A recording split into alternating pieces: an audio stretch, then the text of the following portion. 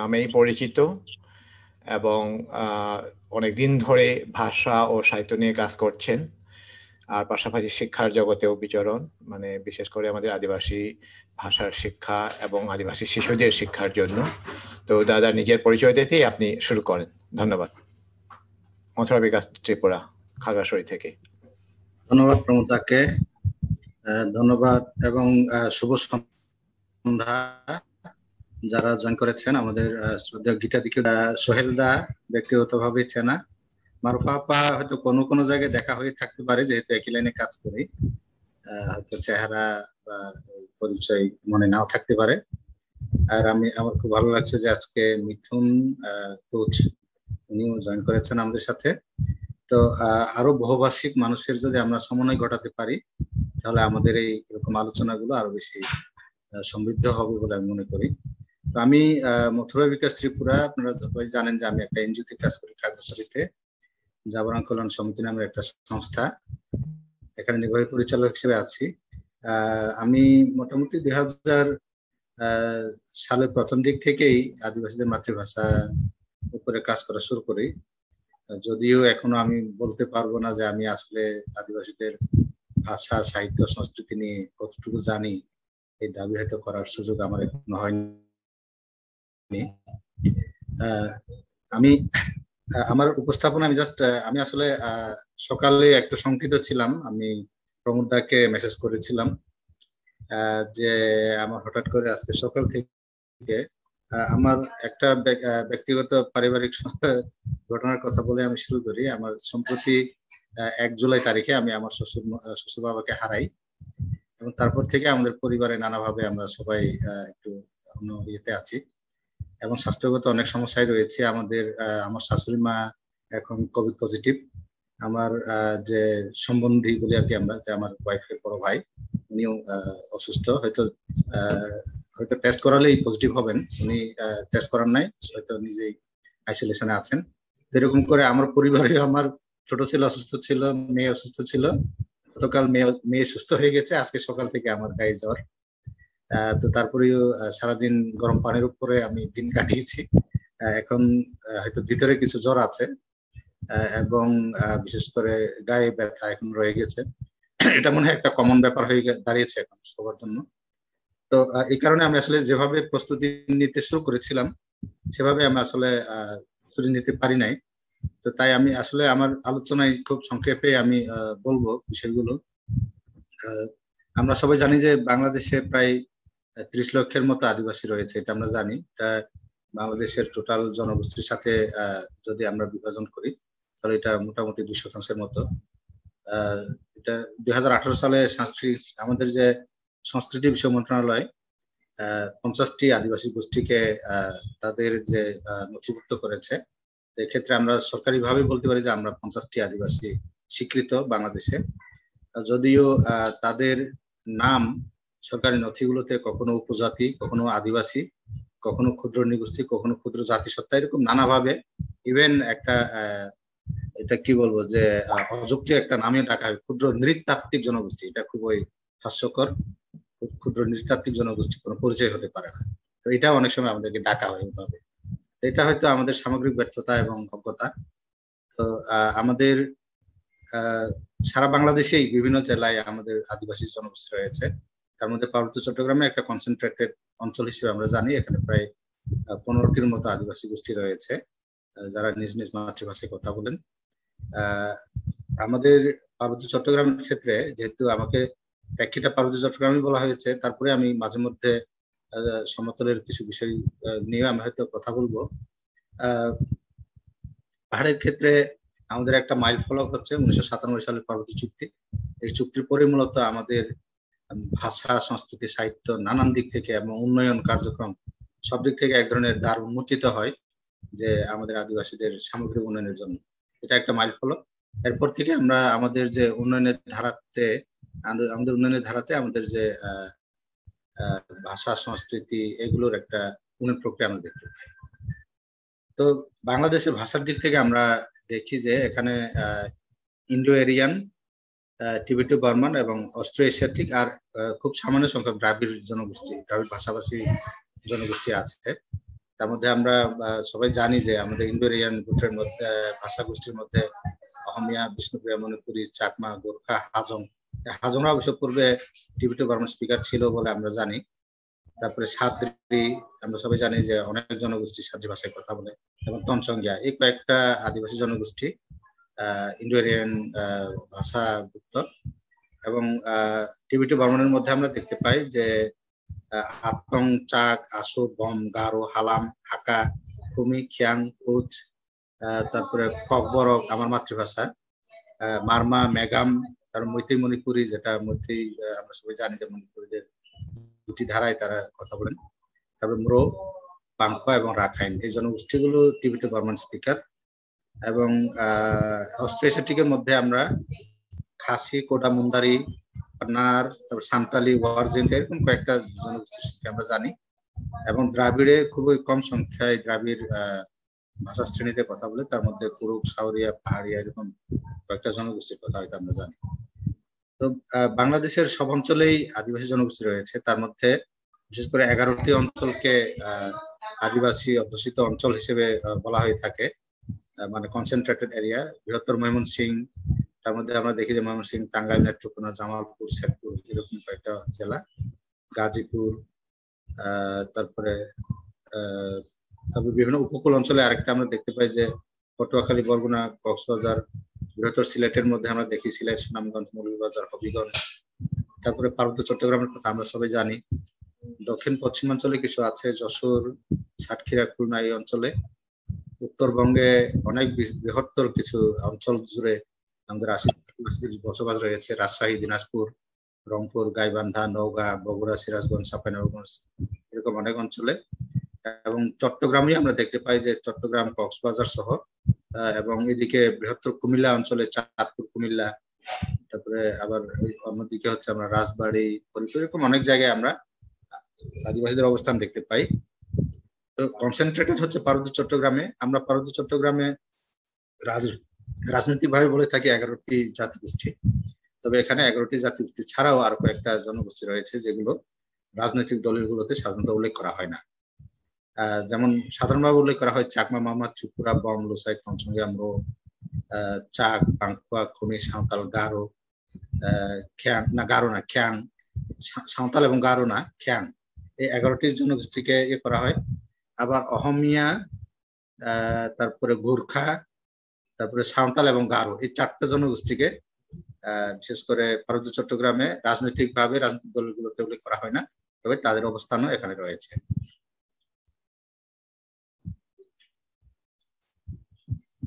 তারপরে আমরা সবাই জানি যে বাংলাদেশ সাংবিধানিকভাবে এক ভাষার দেশ।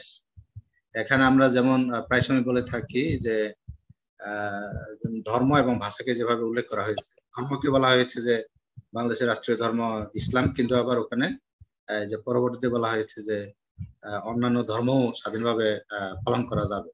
কিন্তু রাষ্ট্রীয় ভাষা বাংলা বলার পরে অন্যান্য ভাষার কি হবে, এই জায়গাতে আমাদের সংবিধান নীরব। এটা একটা বড় আমাদের জন্য একটা বিষয়। তবে আমরা শুধুমাত্র আমাদের রক্ষা কবচ হিসেবে দেখি যে সাম্প্রতিক যে সংবিধান সংশোধনীতে ধারা 3 ক যেটা উল্লেখ করা হয়েছে যে আমাদের যে সেখানে যদিও বলা হয়েছে উপজাতি, প্রজাতি সত্তা, নৃগোষ্ঠী এবং সম্প্রদায়, এই 4টি বিধায় সেখানে অভিহিত করা হয়েছে। তারপরেও মানে এটা এক ধরনের স্বীকৃতি, এটা আমরা অবশ্যই বলতে পারি। এবং আমাদের আরো কিছু রক্ষা কবচের মধ্যে আমরা বলতে পারি যে ধর্ম, গোষ্ঠী, বর্ণ, নারী পুরুষ ভেদ, জন্মস্থানের কারণে কেউ যেন কোনোভাবে বিশেষ করে যে বাধ্যবাধকতার মুখোমুখি হতে না হয়, অথবা কোনো অক্ষমতা হিসেবে যাতে তাকে ট্রিট করা না হয়, এরকম কিছু রক্ষা কবচ আছে। এবং ভাষা সংস্কৃতির দিক থেকে আমাদের সংস্কৃতি নীতি একটা দারুণ বিষয় দেখেছে, যদি আমরা এটার বাস্তবায়ন আমরা এখনো দেখিনি। শুধু সংস্কৃতি নীতির অধীনে একটা আমরা পেয়েছি যে ক্ষুদ্র নৃগোষ্ঠীর সাংস্কৃতিক প্রতিষ্ঠান আইন 2009 সম্ভবত এটা পেয়েছি, কিন্তু সংস্কৃতি নীতি 2006-এ আরেকটা বিষয় ছিল, ঢাকা বিশ্ববিদ্যালয়ের অধীনে একটি আইনের ভাষ্যমতে বলা হয়েছে যে উপজাতীয় ভাষা ইনস্টিটিউট প্রতিষ্ঠা করা হবে।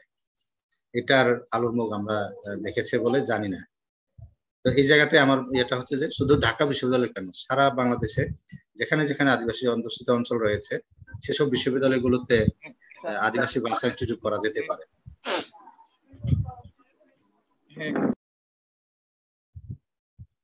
আচ্ছা, ঠিক আছে, কেউ মনে কিছু বলতে যাচ্ছিলেন?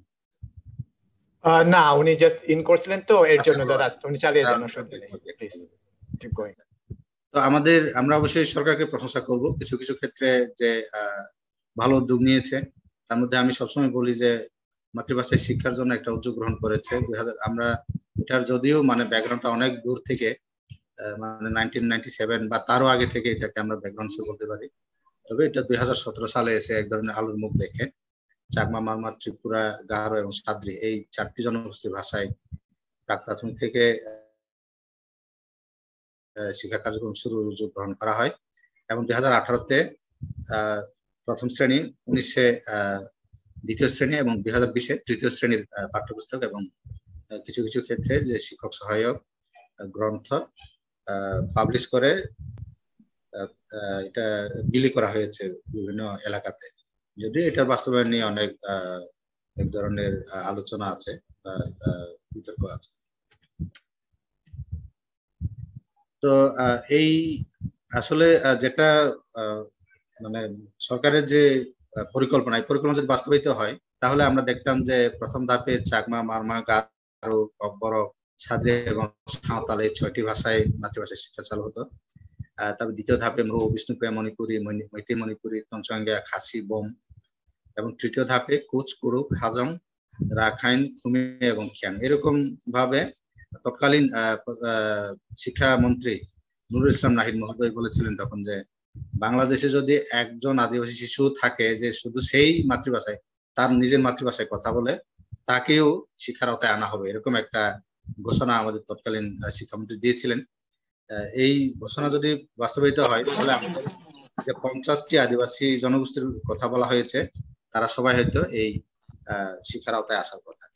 এখানে একটা অমীমাংসিত বিষয় আমি আলোচনা করব, মানে একটু আলোকপাত করব, সেটা হচ্ছে আমাদের সাঁওতাল জনগোষ্ঠীর যে মাতৃভাষায় শিক্ষা কার্যক্রম এক ধরনের থেমে আছে। এটা আমার মনে হয় যে তাদের অভ্যন্তরীণ আলোচনার মধ্যেই এটাকে সমাধান করে তাদের এগিয়ে আসা উচিত, যাতে পরবর্তী ধাপগুলোতে সাঁওতাল জনগোষ্ঠীর ভাষায় মাতৃভাষায় শিক্ষা কার্যক্রম সরকার শুরু করতে পারে। সরকার মনে হয় খুবই এক্ষেত্রে পজিটিভ সাঁওতালদের ভাষাকে যে শিক্ষার আওতায় নিয়ে আসার জন্য। তো আমি প্রমোদ আমাকে বলেছেন যে পাহাড়ের সাহিত্য নিয়ে কিছু আলোকপাত করার জন্য। আমি আসলে বেশি স্টাডি করার সময় পাইনি। আমার হাতে যে কয়েকটা কিছু তথ্য রয়েছে সেগুলোর আলোকে আমি কিছু তথ্য এখানে উপস্থাপন করব। যদি কোনো ত্রুটি থাকে আমার সাথে যারা পাহাড় থেকে জয়েন করেছেন আপনারা নিশ্চয়ই সহযোগিতা করবেন। এবং এখানে গীতাদি দীর্ঘদিন ধরে আমাদের আদিবাসীদের সাহিত্য, বিশেষ করে বাংলায় লেখা আদিবাসী সাহিত্য নিয়ে উনি কাজ করছেন, কথা সাহিত্য নিয়ে। এটা খুবই ভালো একটি উদ্যোগ এবং তিনিও নিশ্চয়ই আমার এই আলোচনায় কোনো ঘাটতি থাকলে আমার সাথে অংশগ্রহণ করতে পারবেন। তো আমি পাহাড়ের সাহিত্যের ক্ষেত্রে দেখি এটা মৌখিক সাহিত্য সকল সাহিত্যেই মূল মানে মূল সূত্র হিসেবে আমরা জানি যে বা মৌলিক যে বিষয় সেটা হচ্ছে মৌখিক সাহিত্য। আমাদের পাহাড়ে এর বিকল্প নাই বা এটার কোনো ব্যতিক্রম নয়। বিশেষ করে আমাদের লোককাহিনী, পুরাণ এগুলো ছিল সব মৌখিকভাবে প্রচলিত এবং অনেক গীতি কবিতা রয়েছে, গীতিকাব্য রয়েছে, গীতিনাট্য রয়েছে যেগুলো মুখে মুখে প্রচলিত হতো। এবং এক সময় দেখা গেছে যে মানে অনেকেই মানে একই গীতিকাব্য কয়েকজন সংগ্রহ করেছেন সম্পূর্ণ আলাদা আলাদা, মানে এটা একজনের মুখ থেকে আরেকজনের যেতে যেতে যেতে যেতে এটা পরিবর্তন হয়ে গেছে অনেক। তো এগুলো গ্রন্থিত হয়নি আগে থেকে। তো এটা মূলত মানে খুব পরে এসে আমাদের যারা মানে পূর্ব প্রজন্মরা, আমাদের পূর্বপুরুষ যারা ভালো চিন্তা করতেন, ইতিবাচক চিন্তা করতেন, তারা এটাকে সংগ্রহ করতে শুরু করেন। তো তার মধ্যে আমরা জানি যে গল্প এবং পুরাণ বা লোককাহিনী কিংবদন্তি ছাড়াও এখানে অনেক গীতি কবিতা রয়েছে, গীতিকাব্য রয়েছে। চাকমাদের যেমন ব্যাংকুলি, এর মধ্যে রাধামন্তনপুরী আছে, চান্দবী বারোমাসি আছে, তারপর মামাদের কাপ্যা, নিবানাংশ পুঁথি। এটা খুবই আমি মানে সরাসরি এই পুঁথির পাঠকের সাথে আমার দেখা হওয়ার সুযোগ হয়েছে, তার একটা সাক্ষাৎকার নিয়েছিলাম। মানে যেখানেই মানুষ মারা যেতেন তিনি এই পুঁথি নিয়ে হাজির হতেন এবং সারা রাত উনি পুঁথি পড়তেন। এটা মানে মারমা ভাষায় লেখা একটা পুঁথি, ওটা এই তালপাতা বা একটা কিছু এর উপরে লেখা, ছোট ছোট কাগজে লেখা, সবগুলো জোড়া লাগানো। এটা তিনি পড়তেন বসে বসে সারা রাত। এটা মানে সে ভলান্টিয়ারি ভাবে উনি করতেন। এখন প্রায় তার 80 বছরের উপরে বয়স, এখন মনে হয় বেশি নড়াচড়া করতে পারেন না। আমি সর্বশেষ তার সাথে আমার দেখা হয়েছিল 2019 সালের শেষান্তে সম্ভবত। তারপরে ত্রিপুরাদেরও আছে এরকম যে লোকগীতি কাব্য, যেমন কুন্দা টানা একটা বিখ্যাত গীতি কাব্য। এবং ত্রিপুরাদের মধ্যে আরেকটা প্রচলন আছে সাধু সঙ্গীত, যেটা সন্ন্যাসীদের বিভিন্ন সাধু সঙ্গীত, এটা আমি একটু ডিটেলস যাবো পরবর্তীতে। তারপরে বৈষ্ণব সঙ্গীত রয়েছে। এগুলোর হাত ধরে মূলত আমাদের সাহিত্য চর্চার যে বর্তমান অবস্থা এই পর্যায়ে এসছে বলে আমি মনে করি।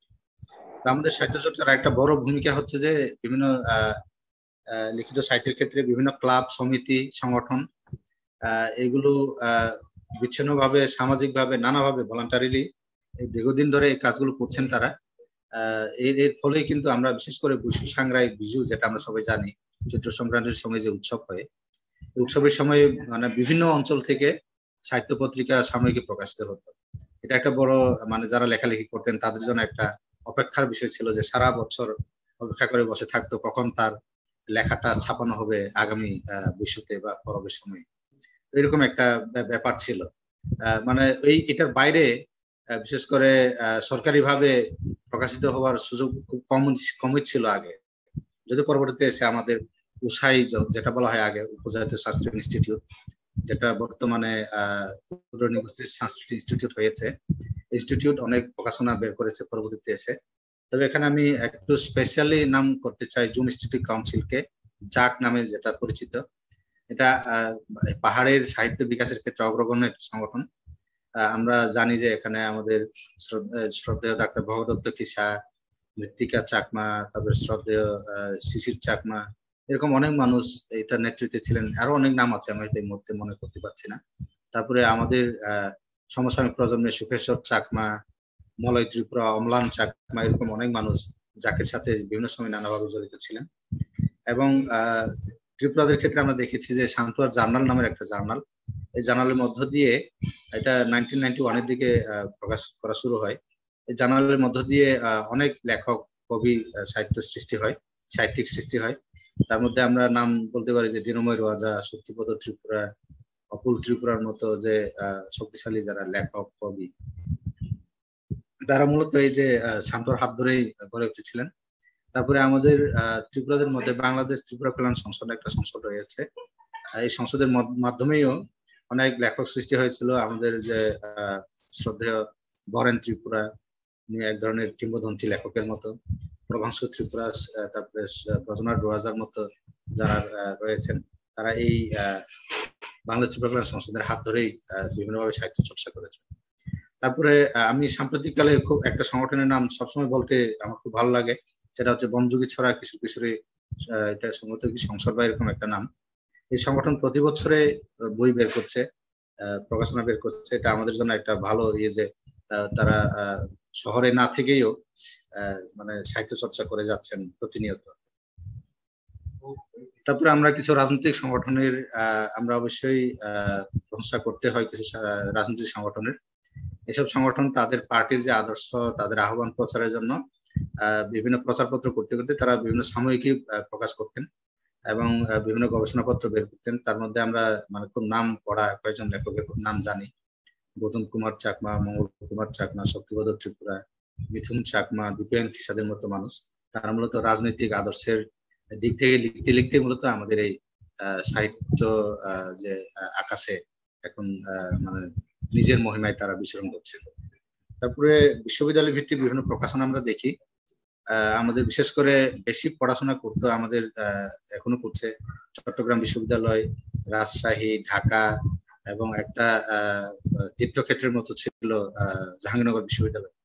এই বিশ্ববিদ্যালয়গুলোতে প্রতি বছরে বিভিন্ন উপলক্ষকে কেন্দ্র করে আমাদের পার্বত্য চট্টগ্রাম থেকে যাওয়া শিক্ষার্থীরা নানাভাবে তারা এক দুজন মিলে বা অনেক সময় সংগঠন নাম দিয়ে তারা প্রকাশনা বের করতো।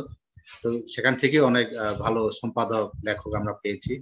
আমরা যে খুব আমাদের নববিক্রম কিশোর ত্রিপুরা, উনি অবসরপ্রাপ্ত সচিব, এবং সুমিত্র চাকমা, আনন্দজ্যোতি চাকমা, আনন্দদা মনে হয় আছেন আমাদের সাথে আজকে, পল্লব চাকমা, মুকুল কান্তি ত্রিপুরা, এরকম অনেক মানুষ রয়েছেন যারা বিশ্ববিদ্যালয়ের ভিত্তিক বিভিন্ন প্রকাশনা বের করার ক্ষেত্রে অগ্রণী ভূমিকা পালন করেছিলেন। আর অনেকের নাম আছে যারা আমাদের পূর্বসূরীরা, তাদের অনেকের নাম হয়তো আমি বলতে পারছি না।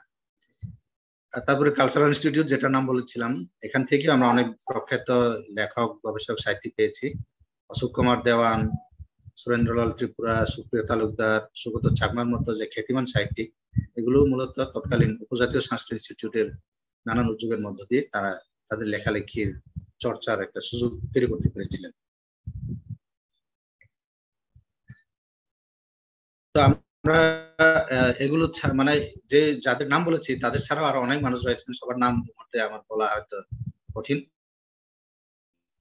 স্বতন্ত্রভাবে যারা কোনো সংগঠনের সাথে না করেও স্বতন্ত্রভাবে লেখা মানে লেখালেখি করেছেন, তাদের মধ্যে আমি নাম বলতে পারি যে দীপঙ্কর শ্রীজ্ঞান চাকমা। চাকমা কবিতার তাকে অনেক ধরনের আধুনিক রূপের এক ধরনের জনক বলা যেতে পারে।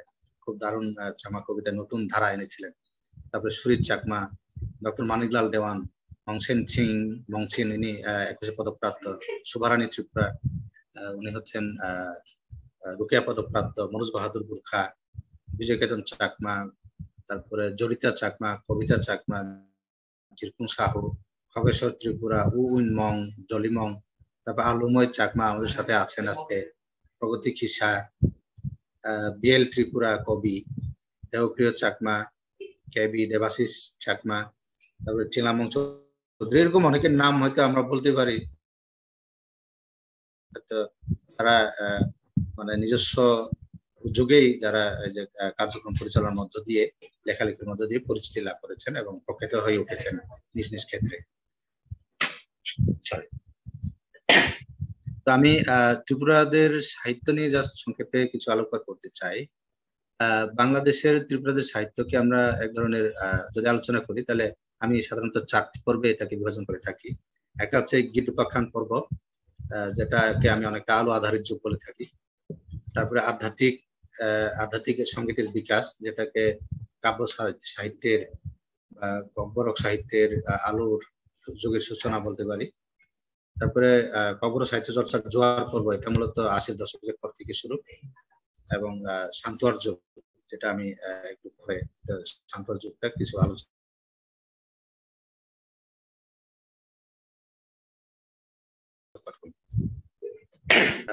1900 বা তারও একটু আগে পরে বিশেষ করে ঠাকুর রাধামোহন দেববর্মন এবং দৌলত আহমদ উজির, এরকম কয়েকজন মানুষ যখন কব্বরকে লেখালেখি শুরু করেছিলেন, এটা মূলত 19 শতকের, এটা কি বলবো, 1900 সালের দিকে বা তার একটু আগে। তার আগে কব্বরকে লেখালেখি ছিল কিনা এটা আর কোনো প্রমাণ নাই, যদিও একটা কথিত আছে যে প্রথম শতাব্দীতে কব্বরকে কলমা লিপি, আমাদের নিজস্ব লিপি ছিল কলমা লিপি, এই লিপিতে ত্রিপুরা মহারাজাদের স্তুতিমূলক একটা মহাকাব্য রচিত হয়েছিল, যেটা 15 শতকের মাঝামাঝি সময়ও ছিল, কিন্তু যে কোনো কারণে হোক এটাকে রাজ পরিবার পছন্দ না করার কারণে ওই নথি এখন বিলুপ্ত হয়ে গেছে, এই বইটি আর পাওয়া যায় না। তারপরে আমরা রাজমালা পাই 15 শতকের মাঝামাঝি সময়ে। আমরা সবাই জানি শ্রী শ্রী রাজমালা, ত্রিপুরা মহারাজাদের ইতিহাস, এটাও স্তুতি কাব্য। তো আমাদের যেটা বাংলাদেশের ক্ষেত্রে যেমন কুন্দা তানায় একটা গীতিকাব্য, এই গীতিকাব্য এটা একটা কাহিনী উপাখ্যান, প্রেম উপাখ্যান। এই প্রেম উপাখ্যান এটা মূলত 1340-50 সালের দিকের হয়তো ঘটনা হতে পারে। এই ঘটনাকে নিয়ে মূলত পরবর্তীতে মুখে মুখে অনেক গান রচিত হয়। এই যেহেতু প্রেমের উপাখ্যান, এই লালমতি নামের একটা প্রেমিকা ছিলেন, সে প্রেমিকাকে নিয়ে যুগে যুগে নানান গান লিখেছেন, কবিতা লিখেছেন। তো সেটা এই গীতিকাব্যে আমরা পাই যে আমাদের কব্বরকের ছন্দ ব্যবহারের যে নমুনা, মানে প্রতিটি ক্ষেত্রে এখানে মানে রাগের ক্ষেত্রে, ভালোবাসার ক্ষেত্রে বা কাউকে অভিশাপ দেওয়ার ক্ষেত্রে, সকল ক্ষেত্রে কাব্য যে ছন্দকে কিভাবে ব্যবহার করা হয়, এটা এই গীতিকাব্য দিয়ে আমরা বুঝতে পারি। তারপরে আমরা মূলত 1942 সালের দিকে আমরা সবাই জানি যে ত্রিপুরা মহারাজাদের বিরুদ্ধে যে রাজপ্রথার বিরুদ্ধে রিয়াং বিদ্রোহ হয়েছিল এক সময়ে। রিয়াং বিদ্রোহের নেতৃত্ব দিয়েছিলেন একজন সাধক সন্ন্যাসী রতনমণি ত্রিপুরা। এই সন্ন্যাসীর প্রধান শিষ্য ছিলেন বলমরাই সাধু, উনি বাংলাদেশের অধিবাসী। এই বলমরাই সাধু মূলত তার এই যে আধ্যাত্মিক গানগুলো নিয়ে 1942 সালে একটা ত্রিপুরা খাকাচাংমা কুম্বার নামের একটা আধ্যাত্মিক গানের বই প্রকাশ করেছিলেন। সেখান থেকেই মূলত আমাদের লিখিত সাহিত্য আমরা পেতে শুরু করি। তো এই বলমরাই সাধুর গানের একটা বিশেষত্ব ছিল যে এটা যদিও মানে খুব নিরীহ একটা সন্ন্যাসী সঙ্গীতের মতো বা আধ্যাত্মিক সঙ্গীতের মতো, কিন্তু এই সঙ্গীতের মধ্য দিয়ে তিনি রাজনৈতিক দর্শন প্রচার করতেন এবং রাজাদের বিভিন্ন নির্যাতনের কথা প্রচার করতেন এবং রাজাকে যারা তোষামোদ করেন তাদেরকে ব্যঙ্গ করে বিভিন্ন বিষয় তিনি উল্লেখ করতেন তার গানে। এবং এর ফলে যে রিয়াং বিদ্রোহ একটা বিরাট বিস্ফোরণ তৈরি করেছিল ত্রিপুরা রাজ্যে। তখন যেহেতু ত্রিপুরা রাজ্যের সাথে বাংলাদেশের বর্তমান যে সীমানা ছিল না, তখন আমাদের এখানকার মানুষ তখন ওখানে গিয়ে এই যে সন্ন্যাসী বিদ্রোহে অংশগ্রহণ করতেন। এবং শেষে আমরা জানি যে এই রিয়াং বিদ্রোহের যে প্রধান রতনমণি সন্ন্যাসী বাংলাদেশেই তিনি ধরা পড়েছিলেন, তাকে বাংলাদেশ থেকে গ্রেপ্তার করা হয়। তারপরে আমরা 80 দশকে দেখি আমাদের ত্রিপুরারদের কবর সাহিত্য চর্চার একটা জোয়ার পর্ব বলছি এই কারণে যে 80 দশকের পর থেকে এখানে বিভিন্ন ভাবে যে প্রকাশনা বের হতে শুরু করে নিয়মিত ভাবে। তার মধ্যে আমরা যাদের কয়েকজনের নাম বলতে পারি যে বরেন ত্রিপুরা, সুরেন্দ্রলাল ত্রিপুরা, ব্রজেন্দ্রনাথ ত্রিপুরা, প্রভাংশু ত্রিপুরা, আমাদের মহেন্দ্রলাল ত্রিপুরা, ব্রজনাথ রাজা, দীনময় রাজা, এরকম মানুষের নাম আমরা বলতে পারি যারা ওই সময়ে লেখালেখি শুরু করেছিলেন। তো এখানে কয়েকজন প্রয়াতের নাম আমি বলতে চাই, যেমন বরেন ত্রিপুরা উনি প্রয়াত, সুরেন্দ্রলাল ত্রিপুরা, ব্রজেন্দ্রনাথ ত্রিপুরা, মহেন্দ্রলাল ত্রিপুরা, ওনারা এখন আমাদের মাঝে নেই, তবে তারা অনেক সাহিত্যিক কীর্তি আমাদের মাঝে রেখে গেছেন। তো শান্তর যুগ যেটা বলেছিলাম, এটা 1991 সালে তৎকালীন আমেরিকায় অধ্যয়নরত প্রশান্ত ত্রিপুরা বাংলাদেশে এসে একটি শান্তুয়া নামে একটা প্রকাশনা শুরু করেছিলেন, সাময়িকী, সাহিত্য সাময়িকী। প্রকাশনায় মূলত ওই প্রকাশনা থেকে মূলত লেখালেখি শুরু হয় মানুষের, মানে আমাদের বিশেষ করে নতুন প্রজন্মের। এবং আমরা দেখতে পাই যে এই শান্তুয়া পরবর্তী শান্তুয়া জার্নাল নাম ধারণ করে নিয়মিত অনেক সংখ্যা বের হয় এবং এখনো অনিয়মিত ভাবে মাঝে মধ্যে বের হচ্ছে, 1 বছর 2 বছর পর পর, যদিও মাঝখানে খুব নিয়মিত ছিল। এবং এই শান্তুয়া জার্নালের পটাঙ্ক অনুসরণ করেই পরবর্তীতে আমরা অনেক সাহিত্য সাময়িকী পাই, বরখদানি কব, হাম করায়, ওয়া করায়, ইয়াকলি, ইয়াকরি, হমাচাং, এরকম অনেক প্রকাশনা যেগুলোতে মূলত আমাদের নতুন প্রজন্ম লেখালেখি করে বর্তমানে সাহিত্য চর্চার ক্ষেত্রে অবদান রাখছেন।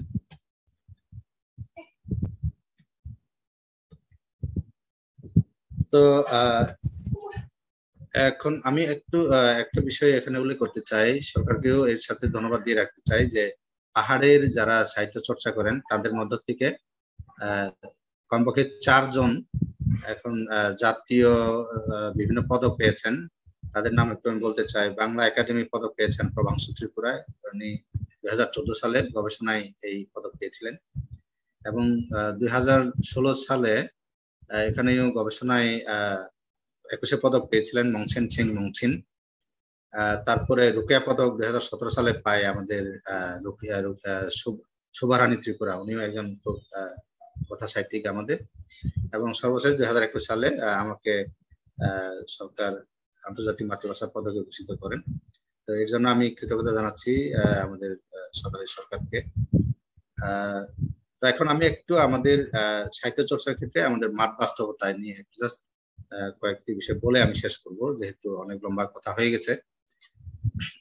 আমি প্রথমে বলতে চাই যে আমরা সাহিত্য চর্চা কেন করব? আমাদের নতুন প্রজন্মের এই প্রশ্নটা বারবার আমাদের সামনে চলে আসে, কেন করব? কারণ এই যে সাহিত্য চর্চা আমি করছি, তার বাজার মূল্য কি, তার অর্থনৈতিক মূল্য কি, এটা নিয়ে অনেক বিতর্ক আছে সমাজে। মানে আমি একটা বই প্রকাশ করলাম, কেউ কিনবে না, তাহলে আমার এটা প্রকাশ করে লাভ কি? অনেক সময় অনেকে বই প্রকাশ করার পরে ফেসবুকে স্ট্যাটাস দেয় যে আমার একটা বই প্রকাশিত হয়েছে, কেনার কেউ নাই, সবাই গিফট পেতে চায়। এরকম অনেকের মধ্যে একটা আমরা দীর্ঘশ্বাস দেখতে পাই যারা আমাদের লেখালেখি করেন।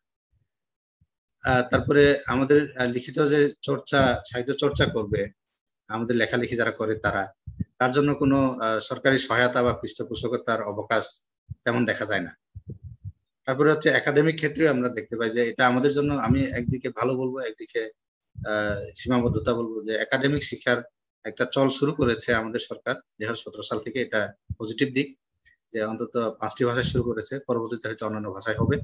তবে এখানে যে সীমাবদ্ধতাগুলো রয়েছে সেই সীমাবদ্ধতা কাটিয়ে উঠতে না পারলে এটা বেশি দূরে এগোতে পারবে না। এই কারণে আমার মনে হয় এই যে সীমাবদ্ধতাগুলো রয়েছে একাডেমিক শিক্ষার ক্ষেত্রে, সেই সীমাবদ্ধতাগুলোকে যাচাই করে আমাদের সদস্য সরকারকে ভেবে দেখতে হবে এই যে একাডেমিক শিক্ষা কিভাবে তারা চালু করতে পারে বা এটাকে কিভাবে তারা সক্রিয় করতে পারে। যেহেতু এখন ক্লাস 3 পর্যন্ত পাঠ্যপুস্তক প্রণয়ন হয়ে গেছে 5টি ভাষায়, তাহলে অন্যান্য ভাষাগুলোও হবে। তাহলে শুধু বই দিলে তো আর হবে না, বই পড়াবে কে, কিভাবে পড়াবে, কখন পড়াবে, এই বিষয়গুলো সুনির্দিষ্টভাবে দিক নির্দেশনার প্রয়োজনীয়তা রয়েছে।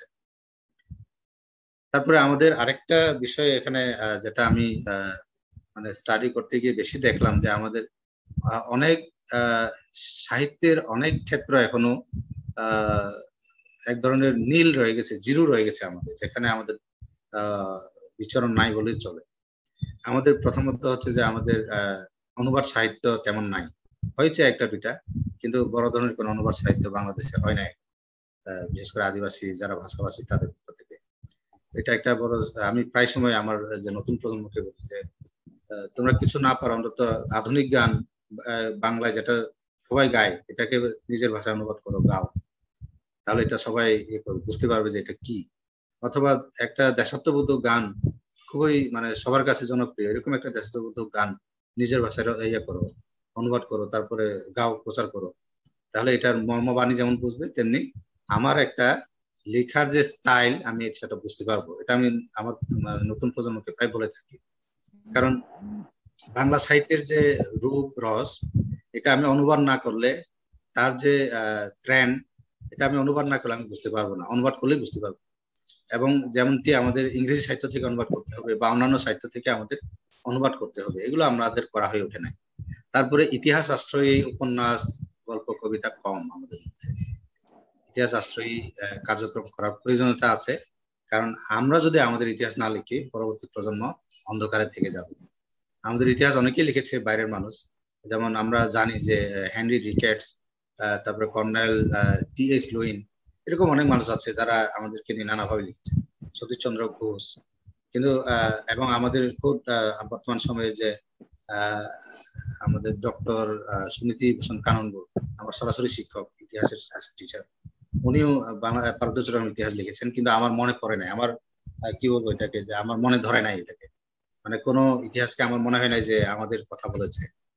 তো এই তাহলে তো এটা দায়টা আমাদের এই দায় নিতে হবে আমাদের ইতিহাস থেকে। তো আমি যেমন আমাদের শরদিন্দু বাবু লিখেছেন, তিনি শুধুমাত্র চাকমা জাতির ইতিহাস লিখেছেন, অথবা আমরা রাজা ভুবন মোহন রায় বা যে মাধবচন্দ্র চাকমা, নোয়ারাম চাকমা, বিরাজমোহন দেওয়ান, আমাদের শ্রদ্ধেয় সুব্রত চাকমা, আমাদের এবং জ্ঞানেন্দ্র বিকাশ চাকমা, এরকম অনেকেই আছেন যারা ইতিহাস লিখেছেন। কিন্তু এবং আমাদের যে প্রভংশ ত্রিপুরা মহোদয়, উনিও লিখেছেন ইতিহাস, উনি শুধু খাগড়াছড়ির ইতিহাস লিখেছেন, কিন্তু পুরো পার্বত্য চট্টগ্রামের প্রেক্ষাপট থেকে ইতিহাস এখনো লেখা হয় নাই। সম্প্রতি আমার শ্রদ্ধেয় প্রফেসর মহসানুর চৌধুরী এবং ইউকে জৈন মহোদয়, এই দুজন মিলে খুবই নামকরা দুজন বুদ্ধিজীবী পার্বত্য চট্টগ্রামে, মারমা ইতিহাস ও সংস্কৃতি নামে একটা বড় বই লিখেছেন, খুবই ভালো ইতিহাস তথ্য সমৃদ্ধ। কিন্তু এইরকম বই যদি পার্বত্য চট্টগ্রামকে নিয়ে লেখা হতো তাহলে আমরা প্রজন্মরা উপকৃত হতাম। এই ক্ষেত্রে আমার মনে হয় যে দায় থেকে গেলেও আমাদের এটা করা প্রয়োজন আছে। তো এখন কি কি করা যেতে পারে এটা নিয়ে বললে তো অনেক লম্বা হবে, আমি বেশি কিছু বলবো না, শুধু কয়েকটি বিষয় বলবো। যে বর্তমানে যে সরকার যে উদ্যোগ নিয়েছে এটাকে কার্যকর করতে হবে, এখনো কার্যকর না। তারপরে যে ডিজিটাল প্ল্যাটফর্মে কিভাবে আদিবাসী ভাষায় লেখাপড়াটাকে প্রমোট করা যায় সেটা ভাবতে হবে। আমাদের যেসব ভাষা এখন অপেক্ষাকৃত দুর্বল রয়েছে, যাদের লেখরীতি নাই বা দুর্বল, সেগুলোকে তাদের লেখরীতি প্রচলনে সহায়তা করা, তাদের ভাষা উন্নয়নে সহায়তা করার জন্য সরকারের সরাসরি পৃষ্ঠপোষণের প্রয়োজন আছে। এবং জাতিসত্তার ভাষা বিকাশের জন্য আমরা অনেক সময় আমাদের সরকারি ডিপার্টমেন্ট গুলোকে বলতে শুনি যে আলাদা অর্থ বরাদ্দ নাই। তাহলে কেন বরাদ্দ থাকবে না? বরাদ্দগুলো সরাসরি থাকতে হবে, যাতে শুধুমাত্র এটা অনেক সময় হয় কি যে মানে এটা কি বলবো যে অনগ্রসর জনগোষ্ঠীর জন্য বললে এটা মানে ভেগ থেকে যায়, এখানে আর মানে মানে আদিবাসী বা আমাদের যারা আদিবাসীর মধ্যেও যারা অপেক্ষাকৃত খারাপ অবস্থায় রয়েছে তারা সেখান থেকে বাদ পড়ে যায়। এই কারণে সুনির্দিষ্ট কর্মসূচি এবং বাজেট প্রয়োজন আছে।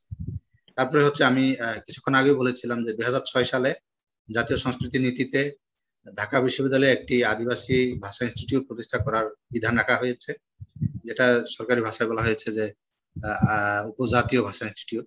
এই ইনস্টিটিউট শুধুমাত্র ঢাকা বিশ্ববিদ্যালয়ে নয়, এখনো তো ওখানে হয় নাই, তা হতে হবে, ঢাকা বিশ্ববিদ্যালয়ে হতে হবে এবং আমাদের বিভিন্ন বিশ্ববিদ্যালয় যেখানে আদিবাসী অধ্যুষিত অঞ্চলে প্রতিষ্ঠিত বিশ্ববিদ্যালয় এগুলোতে আদিবাসী ভাষা ইনস্টিটিউট প্রতিষ্ঠা করার ব্যাপার আছে। যেমন আমি কয়েকটা উদাহরণ বলবো যে যেমন রাঙামাটি বিজ্ঞান ও প্রযুক্তি বিশ্ববিদ্যালয় একেবারে রাঙামাটির বুকের মধ্যে, তারপরে সিলেটের যে শাহজালাল বিজ্ঞান প্রযুক্তি বিশ্ববিদ্যালয়, রাজশাহী বিশ্ববিদ্যালয়, চট্টগ্রাম বিশ্ববিদ্যালয়, কুমিল্লা বিশ্ববিদ্যালয়, এরকম অনেক বিশ্ববিদ্যালয় রয়েছে যেগুলোতে আমরা আমাদের আদিবাসী ভাষা ইনস্টিটিউট করার কথা ভাবতে পারি।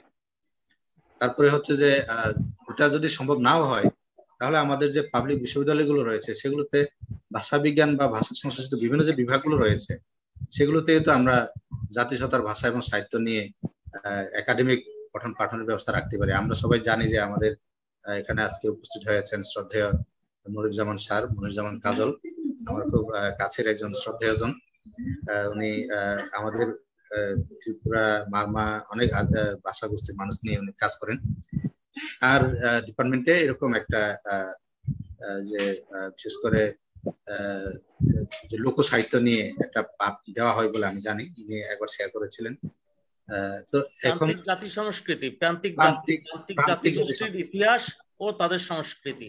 আচ্ছা, হ্যাঁ, এরকম আমার মনে হয় যে এটাকে আরো মানে পরিধিটাকে একটু আরো প্রসারিত করে, পরিসরটাকে আর একটু বড় করে কিভাবে এটাকে সারা বাংলাদেশের যেসব অঞ্চলে আদিবাসী জনগোষ্ঠী রয়েছে সেগুলোতে আদিবাসী ভাষা ও সংস্কৃতি, সাহিত্য গুলো পাঠদানের ব্যবস্থা করা যায় সেটা নিয়ে ভাববার অবকাশ আছে। তারপরে নতুন প্রজন্মের মাঝে আগ্রহ এবং সচেতনতা বাড়ানোর জন্য আমাদের একাডেমিক এবং নন একাডেমিক গবেষণাগুলোতে পৃষ্ঠপোষণ করার কথা ভাবতে হবে সরকারের। এছাড়া হচ্ছে যে আমাদের যে ইনস্টিটিউট গুলো রয়েছে এখন বিভিন্ন অঞ্চলে ক্ষুদ্র নৃগোষ্ঠীর সাংস্কৃতিক ইনস্টিটিউট নামে পরিচিত, ইনস্টিটিউট গুলোতে গবেষণা এবং প্রকাশনার জন্য সুনির্দিষ্ট ফান্ডিং এর ব্যাপার আছে, অর্থ বরাদ্দ দেওয়া।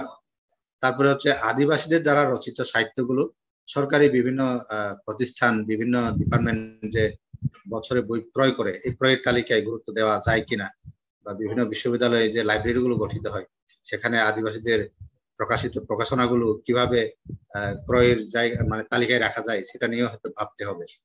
তারপর আমার সর্বশেষ বিষয় হচ্ছে ইতিহাস বিষয়ক গবেষণা করার জন্য এবং এই গবেষণায় পৃষ্ঠপোষণ করার জন্য এবং প্রকাশনা বের করার জন্য উদ্যোগ নিতে হবে। এবং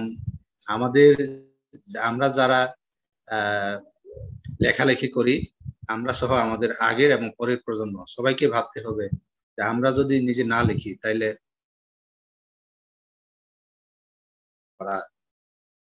ঠিক হবে না, আমাদেরই দায়িত্ব নিতে হবে আমাদের বিষয় লেখার।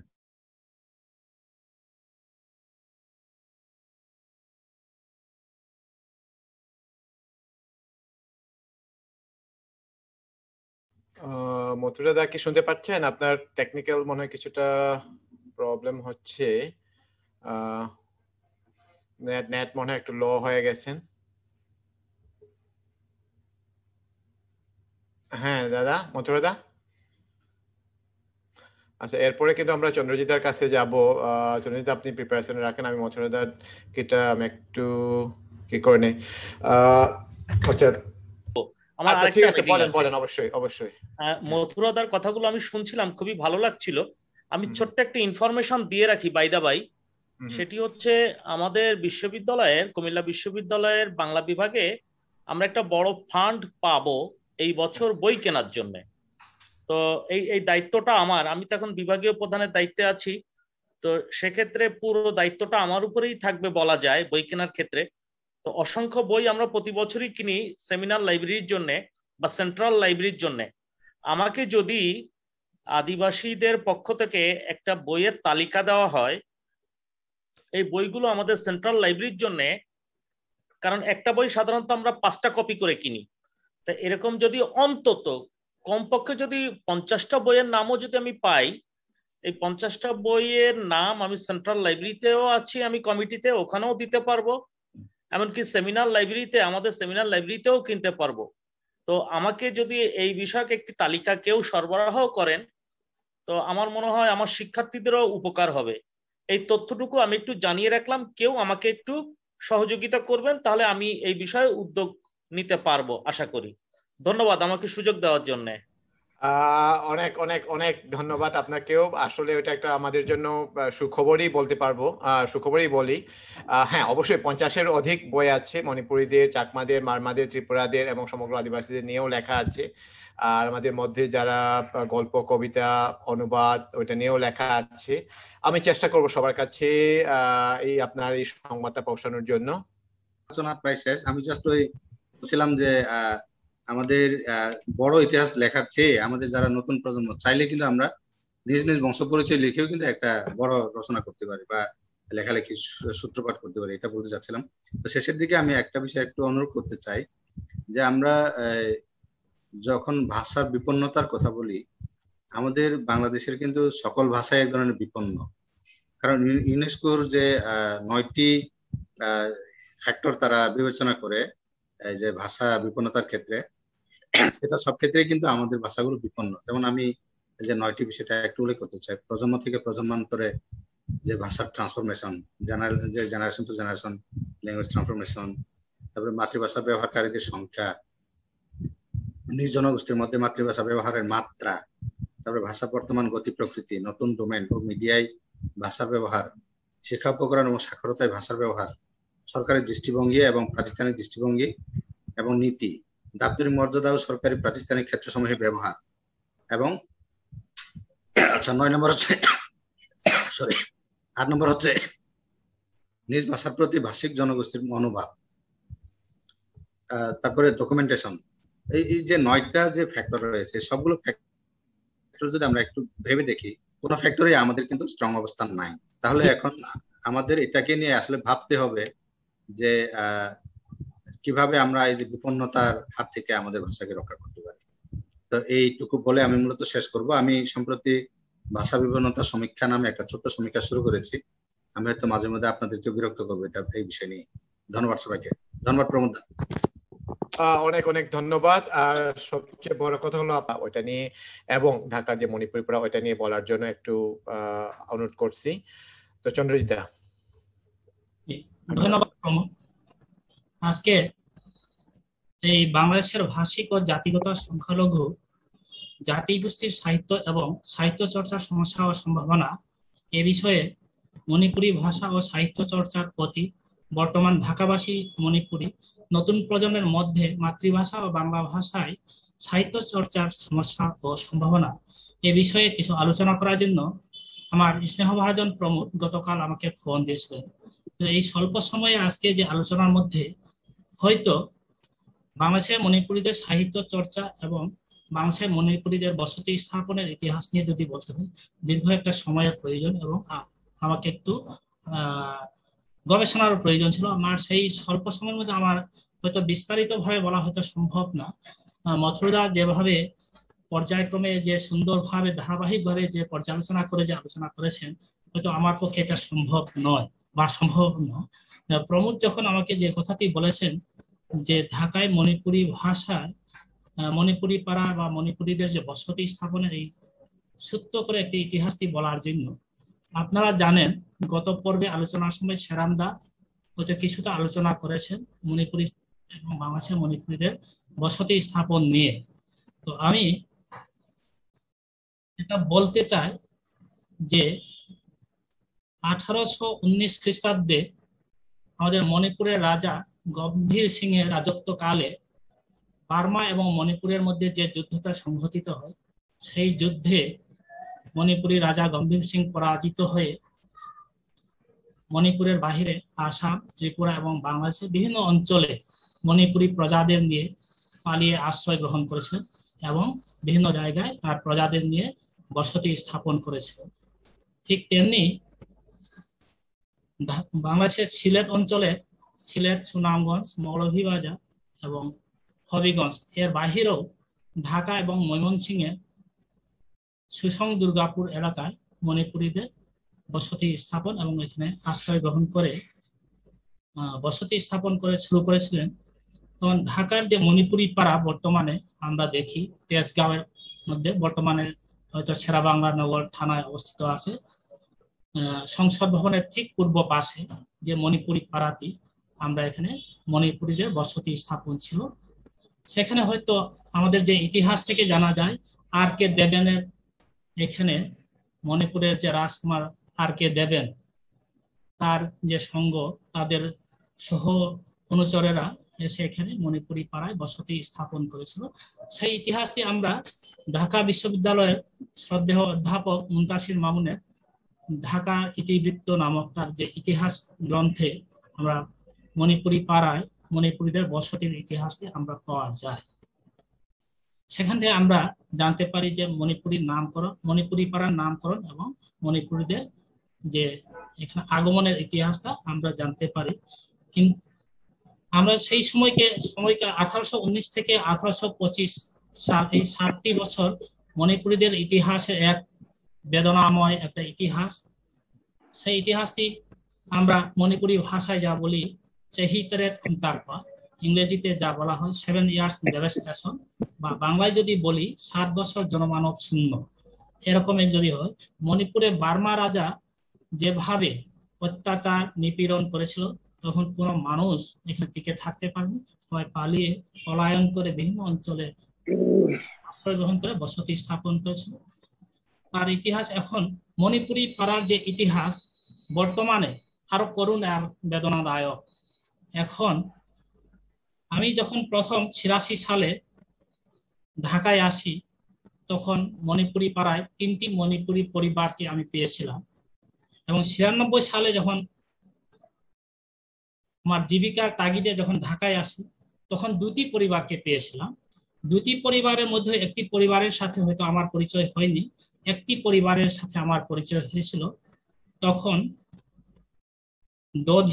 দধি দেবী নামে এক মহিলাকে আমি পেয়েছিলাম, যেখানে হামম প্রমোদ এবং ললিত, আমাদের স্নেহভাজন হামম প্রমোদ এবং ললিত আমাদের সাথে ছিলেন। আমরা একটা বাংলাদেশের মণিপুরীদের যে ইতিহাসের সাথে মণিপুরি পাড়ার এই ইতিহাসটি আমরা গবেষণা করার জন্য কিছু তথ্য অনুসন্ধানের জন্য যাই, তখন দধি দেবীর সঙ্গে আমাদের দেখা হয়, তার সাক্ষাৎকার গ্রহণ করি যে কিভাবে মণিপুরি পাড়া থেকে মণিপুরীদের এখানে তখন প্রায়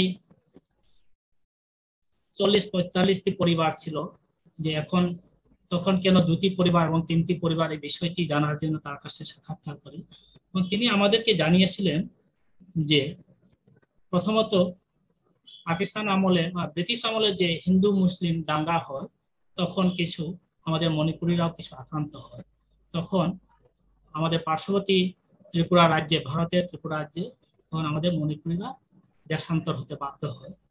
পরবর্তীতে দধি দেবীর ভাষা অনুযায়ী, আর একবার হয়তো আমার বিশ্বাস ছিল যে 65 সালের ইন্দো পাক যখন যুদ্ধ হয়, পাকিস্তান এবং ভারতের যে যুদ্ধ হয়, এই সময় মণিপুরি পাড়া মণিপুরীরাও অধিকাংশ এখানে চলে যায় ভারতে ত্রিপুরা রাজ্যে। ত্রিপুরাতে আমরা জানি যে একটি ঢাকাবাড়ি নামে একটি গ্রামে এখানে একটি বসতি স্থাপন করেছে। এখানে গ্রাম, ঢাকা থেকে যারা ত্রিপুরাতে চলে গেছে এবং মণিপুরে চলে গেছে, কিন্তু ত্রিপুরাতে এখনো একটি ঢাকাবাড়ি নামে একটি গ্রাম রয়েছে, সেখানে মণিপুরে যারা ঢাকা থেকে গেছেন তারা এখানে বসবাস করছেন।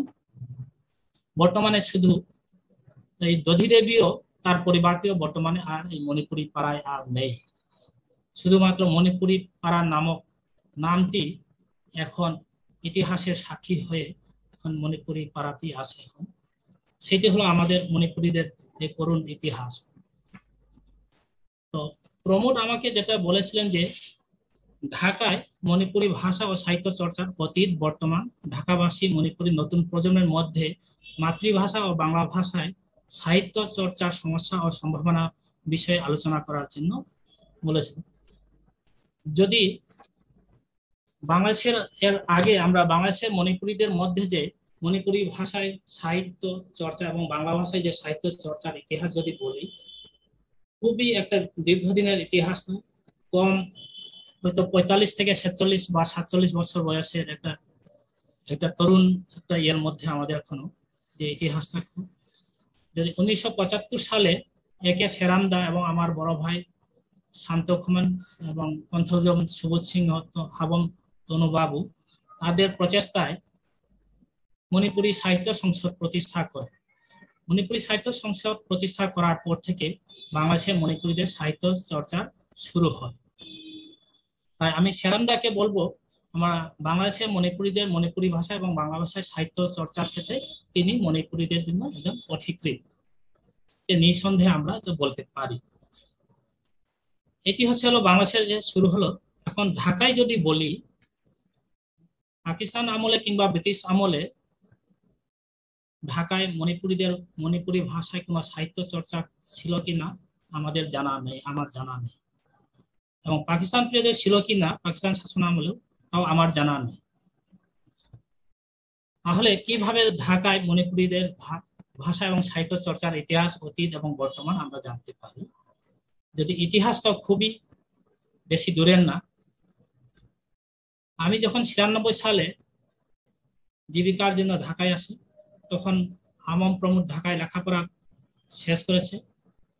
আরো আমার শ্রদ্ধাভাজন তরুণ বড় ভাই ছিলেন এবং স্নেহভাজন যারা লেখাপড়া করছিলেন বিশ্ববিদ্যালয় বা কলেজে, তাদের সাথে আমরা চিন্তা করলাম ঢাকা থেকেও আমরা একটা প্রকাশনা করা যেতে পারে মণিপুরীদের একটা অনিয়মিতভাবে সাহিত্য সাময়িকী হিসাবে প্রকাশনা করার জন্য আমরা একটা মিটকাপ থকপা পাবলিকেশন আমরা গঠন করি এবং মিটকাপ থকপা নামে আমরা তিনটি অনিয়মিত আমরা প্রকাশ করি।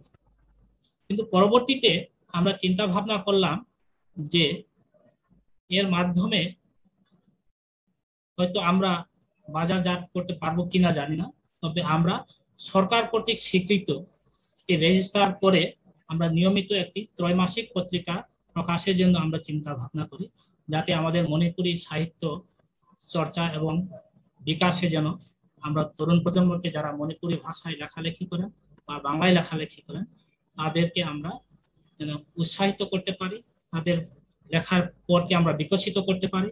সেই চিন্তা ভাবনা থেকে আমরা ট্রাইল্যাঙ্গুয়েল বা তিনটি ভাষায় মণিপুরী, বাংলা ও ইংরেজি ভাষায় একটি পত্রিকা প্রকাশের জন্য আমরা চিন্তা ভাবনা করি এবং আমরা সেটি প্রকাশনার জন্য একটি মণিপুরী ডেভেলপমেন্ট ট্রাস্ট গঠন করি।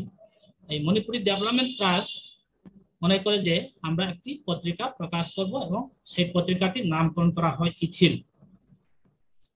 ইথিল পত্রিকাটি প্রকাশ করার জন্য আমরা একটা রেজিস্টার করার জন্য আমরা ডিএপিতে করি, একটা আবেদন করি। যে আবেদনের প্রকাশনার জন্য যে ডিক্লারেশন নিতে যে আমাদের সব পথ অতিক্রম করতে হয়েছে, ঢাকা জেলা প্রশাসন, স্থানীয় জেলা প্রশাসন, ডিএপি, দীর্ঘ এক পথ অতিক্রান্ত করার পর আমরা 2001 সালে আমরা রেজিস্ট্রেশনটি পাই। রেজিস্ট্রেশনটি 2001 সালের তাও শেষের দিকে রেজিস্ট্রেশনটি পাওয়ার পরে সম্ভবত আমরা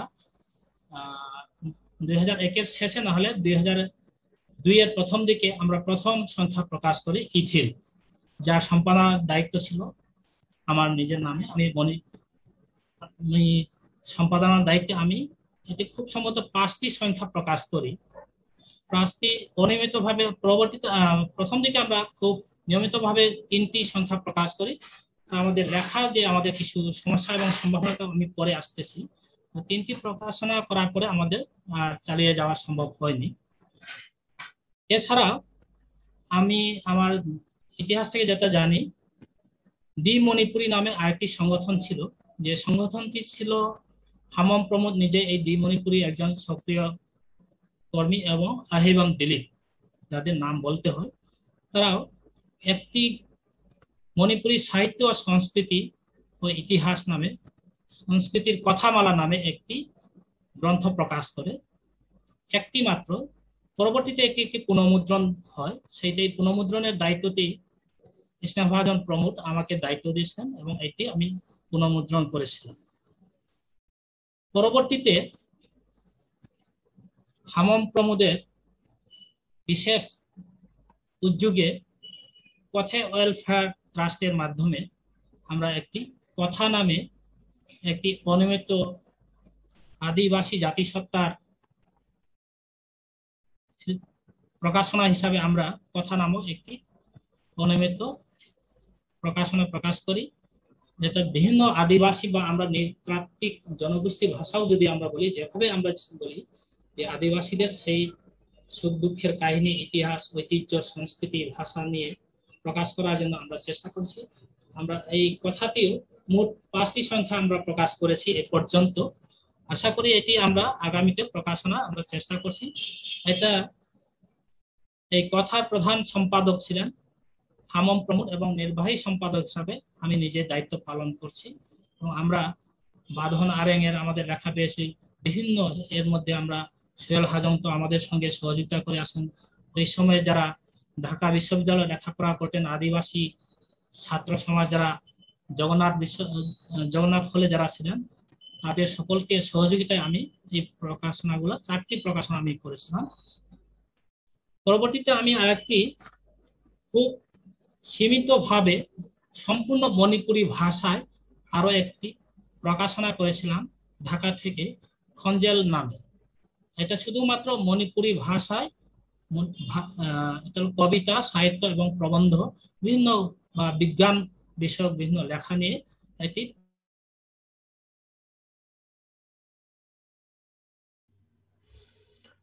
চন্দ্রিন্দর নেটওয়ার্ক একটু প্রবলেম হলো। মণিপুরি ভাষায় প্রকাশনা। তার আগে এটি হচ্ছিল আমাদের ঢাকা থেকে মণিপুরি ভাষা, সাহিত্য এবং চর্চার জন্য যে আমাদের যে ভূমিকা ঢাকাবাসী। এছাড়াও একটি বিষয় যদি না বললে হয় না, বিষয়টি হচ্ছিল যে আমাদের বর্তমান সরকার কর্তৃক গৃহীত যে সিদ্ধান্তটি, বাংলাদেশের যে আদিবাসী জনগোষ্ঠী তাদের ভাষায় প্রাথমিক শিক্ষায় আমাদের শিক্ষা কারিকুলামে বিভিন্ন ভাষার যে অন্তর্ভুক্তির বিষয়, সেই বিষয়ে মণিপুরীরাও বিভিন্নভাবে ঢাকাবাসী মণিপুরী এবং বাংলাদেশ মণিপুরী সাহিত্য সংস্কৃতি, আমরা তৎকালীন শিক্ষামন্ত্রী নুরুল ইসলাম নাহিদ এমপি মহোদয়কে প্রধান অতিথি এবং তৎকালীন শিক্ষা সচিব কামাল নাসের স্যারকে বিশেষ অতিথি এবং আন্তর্জাতিক মাতৃভাষা ইনস্টিটিউটের মহাপরিচালক জিনাত স্যারকে আমরা বিশেষ অতিথি হিসাবে, আরো শিক্ষাবিদ এবং সমাজ গবেষকদের নিয়ে আমরা একটি শিল্পকলা একাডেমিতে একটা সম্মেলনের আয়োজন করা হয় মণিপুরীদের। সেখানে আমরা আমাদের যে দাবি দেওয়া এবং আমাদের যে মণিপুরি ভাষায় যে শিক্ষা লাভের যে সুযোগ এবং মণিপুরি ভাষার গুরুত্ব আমরা তুলে ধরা হয়। খুব রিসেন্টলি আমরা 2020 সালের 24 ফেব্রুয়ারি আরেকটি আমরা সেই শিক্ষা একটা এ বিষয়ে বর্তমান যে 5টি শিক্ষা অন্তর্ভুক্তি, 5টি ভাষা অন্তর্ভুক্তির পরবর্তীতে দ্বিতীয় ধাপে মণিপুরি ভাষা অন্তর্ভুক্তির বিষয় নিয়ে আমরা আরেকটি মুক্তিযুদ্ধ জাদুঘরের অডিটোরিয়ামে আমরা আরেকটি সেমিনারে আয়োজন করি। তখন প্রাথমিক ও গণশিক্ষা মন্ত্রণালয়ের সচিবকে আমরা প্রধান অতিথি এবং আদিবাসীদের ভাষা নিয়ে যারা গবেষণা করেন তাদেরকে নিয়ে, এর মধ্যে আমরা বলতে পারি তপন দা এবং মথুরা বিকাশ দাকে আমরা নিয়ে আমরা একটি যে বিভিন্ন ভাষাভাষী সুযুক্তি আদিবাসীদের যে ভাষা শিক্ষা কার্যক্রমে অন্তর্ভুক্তি বিষয়ে সুযোগে দেওয়ার জন্য আমরা একটা আলোচনা এবং মণিপুরি ভাষার গুরুত্ব আবারও পুনরায় আমরা গুরুত্ব আরোপ করে। এছাড়া আমি ব্যক্তিগতভাবে একটি বলতে পারি যে সোহেল হাজং জানেন এই বিষয় নিয়ে, আমরা মুক্তিযুদ্ধ জাদুঘর থেকে আন্তর্জাতিক মাতৃভাষা দিবস উদযাপন উপলক্ষে বাংলাদেশের বিভিন্ন ভাষাভাষী জনগোষ্ঠীর স্বরচিত কবিতা কিংবা এর মাধ্যমে আমরা নিজেদের মধ্যে আমাদের যে ভাষার যে কবিতা পাঠে বা আমাদের ভাষার চর্চা, সাহিত্য চর্চার একটি আমরা সুযোগ করে নিতে পারি। এটা এ বিষয়ে যেটা আমার যে আলোচ্য বিষয়ের মধ্যে ছিল সাহিত্য চর্চার সমস্যা এবং সম্ভাবনা। সমস্যা হচ্ছে যখন যেটা মথুরাদা বলছিলেন যে আমাদের প্রকাশনার ক্ষেত্রে যারা লেখক, কবি, প্রাবন্ধিক যারা আছেন, আমরা যখন প্রকাশনা করি তাদের কাছে যখন একটি লেখা যখন আমাদেরকে দেওয়া হয়, আমরা লেখাটি প্রকাশ করি, কিন্তু প্রকাশিত আমাদের যে গ্রন্থসমূহ আমাদের একটা বাজার, মানে আমাদের একটি প্রধান সমস্যা, যা লেখক বা প্রকাশক তার যে খরচ হয় প্রকাশনার জন্য, কিন্তু আমরা এটাকে কি বলবো, আমরা এটা তাদের বিক্রি করে তাদের বইয়ের যে মূল্যটা আমরা সংগ্রহ করা সম্ভব হয়ে ওঠে না। সেই জন্য সরকারিভাবে যদি বই ক্রয়ের ক্ষেত্রে আদিবাসীদের বা বিভিন্ন সংখ্যালঘু তাদের যে ভাষা প্রকাশিত বইগুলো ক্রয়ের যদি সুযোগ থাকে, এক্ষেত্রে আমরা কিছুটা বাজারজাত করতে পারবো, প্রথমত এটা। আর প্রত্যেকটা লেখক এবং প্রাবন্ধিক যারা লেখা আহ্বান করবে, যারা আর্টিকেল দিবেন, তাদেরকে যদি একটা সম্মানে যদি প্রদান করা যায়, শুধু মণিপুরীদের ক্ষেত্রে নয়, এটা প্রত্যেকটি আদিবাসী বা অন্যান্য যারা লেখক আছে তাদের প্রতি আমার এটা আহ্বান, তাহলে তারা এই লেখার জন্য উৎসাহিত হবে, উৎসাহ বোধ করবেন আমি মনে করি। আমি একটা ধন্যবাদ জানাতে চাই কুমিল্লা বিশ্ববিদ্যালয়ের সম্মানিত অধ্যাপক ডক্টর মনিরুজ্জামান স্যার, যিনি কিছু মথুরাদার বক্তব্যের পরে তিনি বলেছিলেন যে বই কেনার জন্য, যে কুমিল্লা বিশ্ববিদ্যালয়ে যে বই কেনার সময় অন্তত 5টি করে যে বই দেওয়ার জন্য বা তালিকা সরবরাহ করার জন্য। আমি মনিরুজ্জামান স্যারকে আমি বলবো, আমাদের মণিপুরী জনগোষ্ঠীর যে সকল প্রকাশিত বইয়ের তালিকা আমি আপনাকে পৌঁছে দেওয়ার দায়িত্ব রইল।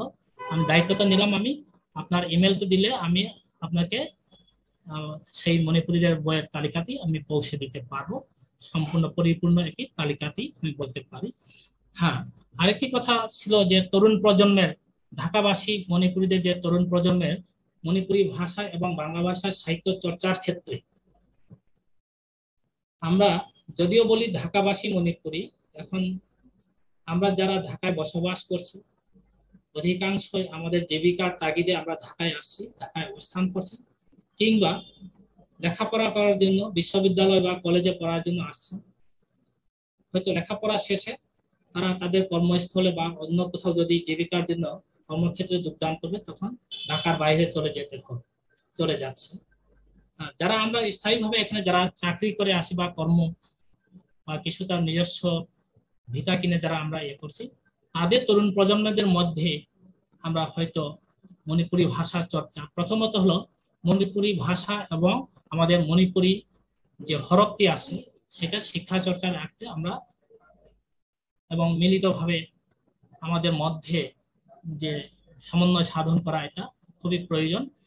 এক্ষেত্রে ঢাকাবাসী মণিপুরী প্রতি বছর আমরা নিঙল চাকব একটা অনুষ্ঠানের আয়োজন করে থাকি, সেখানে সম্পূর্ণভাবে আমরা মণিপুরী ভাষায় আলোচনার আয়োজন করে থাকি। এখানে কোনো বাংলায় আমরা এই অনুষ্ঠানটি উপস্থাপনাও করি না এবং আলোচনার মধ্যে বাংলা শব্দটি আমরা আনার চেষ্টা করি না, সম্পূর্ণভাবে মণিপুরী ভাষায় আলোচনা করি। এবং যদিও আমাদের অতিথি বিভিন্ন বাঙালি সমাজের গবেষকদেরকে আমরা আনার চেষ্টা করি, তারপরেও আমরা তাদেরকে আমাদের বাংলায় মূল প্রবন্ধটি আমরা উপস্থাপন করি, তারপর আমাদের মণিপুরী ভাষায় আলোচনা করি এবং পর্যালোচনা করি। সেই বিষয়টি আমরা বলতে পারি তরুণ প্রজন্মকে আমরা যেন নিয়ে আসতে পারি, সেটা আমাদের প্রচেষ্টা আমাদের রয়েছে।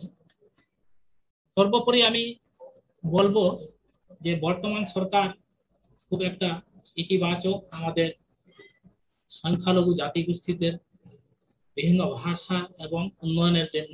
আশা করি আমরা যে একটি প্ল্যাটফর্মে আমরা সকল আদিবাসী বাংলাদেশে যে আমরা 50টি জনগোষ্ঠী রয়েছে বাংলা ভাষা ভাষী বাহিরে, যে আমরা অন্য ভাষায় যে আমরা নিজেরা কথা বলি, আমরা যদি একটি প্ল্যাটফর্মে যদি সম্মিলিতভাবে যদি কাজ করতে পারি, তাহলে আমাদের প্রত্যেকের ভাষা উন্নয়ন সাধন করা সম্ভব হয় বলে আমি মনে করি। পরিশেষে আজকে এই অনুষ্ঠানের আয়োজক আমম প্রমুখ এবং যারা আজকে এই আলোচ্য সভায় অংশগ্রহণ করছেন, আলোচক এবং যারা শুনছেন, যারা আমাদের সঙ্গে আলোচনায় থাকছেন, বিশেষ করে আমার পরিচিতির বাহিরে মারুফা মাজান আপা, এই আপাকে আমার হয়তো ব্যক্তিগতভাবে আমার পরিচয় নাই, মনিরুজ্জামান সারিস্তা আমার ব্যক্তিগতভাবে পরিচিত না।